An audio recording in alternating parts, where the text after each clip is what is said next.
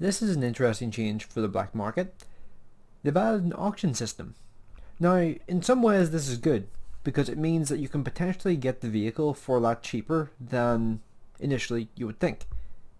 But the problem is that it's going to take the amount that you bid. So I'll just show you here. It's like what happens is you can see here the guy says like the higher your bid, the higher your chances of getting the vehicle. So if you were to bid say 15 million, practically guaranteed to get it. I don't think there are going to be very many people who bid 15 million for this tank. But the tank is definitely not worth that much because this is the Chrysler K.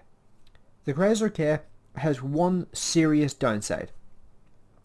The tank has great armor and has great mobility, but the gun's penetration means it really struggles when it's against tier 9s or tier 10s.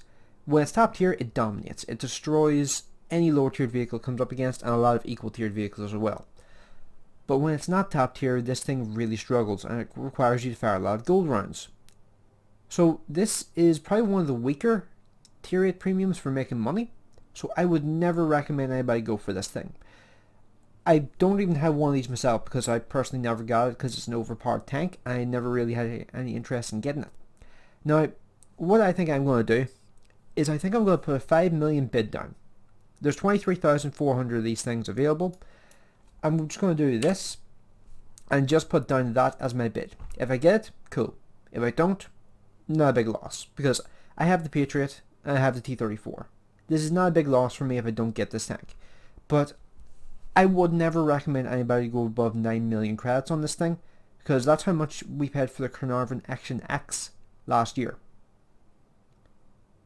And that's a tier 8 premium heavy tank which does well whenever it's bottom tier. Like that tank has a good turret pretty much no matter the matchmaking unless gold rounds being fired at you. And it has an incredibly fast rate of fire with 226 penetration base. So that tank's in a really good position to actually do well whenever it's not top tier. This thing, you can't say that about it. And personally, I was actually really hoping the Renegade would be a vehicle that would be on sale during this. But unfortunately, because this thing is being sold and it's already an American tier 8 heavy, I'm kind of doubting that will be on sale now.